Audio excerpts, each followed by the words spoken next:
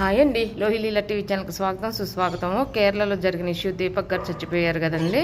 ఇప్పుడు ఆడవాళ్ళు ఎవరైనా సరే ఒక మగవాడిని నా మీద చెయ్యేశారనో అని చెప్పడం చాలా ఈజీ అయిపోతుందండి. ఇప్పుడు ఒక వ్యక్తి మీద ఏదైనా కోపం ఉందనుకోండి, ఎమ్మటే వేసే మాట నా చేపట్టుకొని లాగాడనో లేకపోతే నన్ను అసభ్యంగా తాకాడనో చెప్పడం అలవాటైపోయిందండి.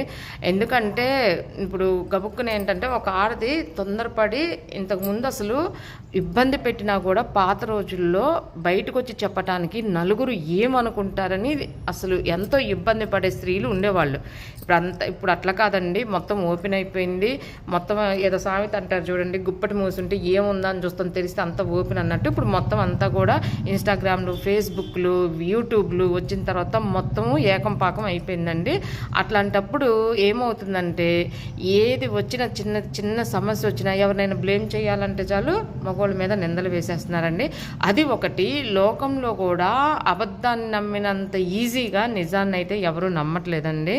నిజం చెప్పినా కూడా నమ్మట్లేదు, అబద్ధం కూడా తొందరగా వెళ్ళినంత ఫాస్ట్గా నిజం కూడా వెళ్ళదండి. ఒకటి, ఈ రోజుల్లో కూడా నిజాయితీగా నిజం చెప్పేవాళ్ళు తక్కువ మంది ఉంటున్నారండి.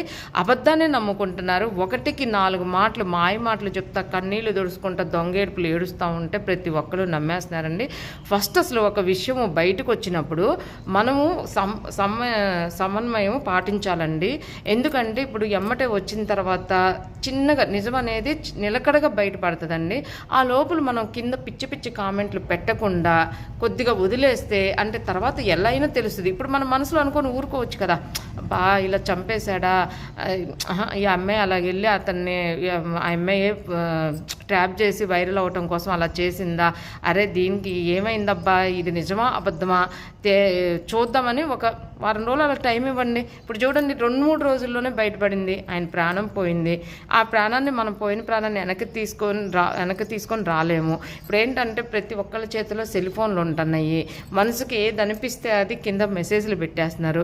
మెసేజ్లు పెట్టినందు మూలన దానివల్ల ఏమి ఒరిగేది ఉండదండి, ఏమి ఒరిగేది ఉండదు. అట్లా కాకుండా ఒక 10 మంది కూర్చొని చర్చగా కూడా, ఇప్పుడు ఊర్లోనే రచ్చబండలు ఉంటాయి, లేదంటే ఫ్రెండ్ సర్కిల్ ఉంటారు, వాళ్ళతో అయినా చర్చ చేసుకోవచ్చండి. మన మనసులోని భావాలు బయటకు వదలాలి అంటే అది శుభ్రంగా చర్చ చేసుకుంటే అయిపోతుంది. కానీ అది వచ్చిన తర్వాత నిజం తెలిసిన తర్వాత అప్పుడు మెసేజ్లు పెడతాం బెటర్ అండి.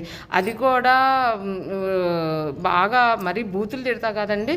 ఇప్పుడు ఇలా చేయటం తప్పు, ఇలాగేమైంది, అసలు లోకం ఎక్కడికి వెళ్తుంది, ఇంకా ఎవరిష్టం వాళ్ళదండి. అట్లా పెట్టచ్చు, కానీ మరీ బూతులు పెడతారు. లేకపోతే అప్పుడు బయటపడిన తర్వాత సరే ఎవరికి అనిపిస్తే వాళ్ళు తిట్టచ్చు చెయ్యొచ్చు, కానీ ఏదైనా తొందరపాటు పనికిరాదండి.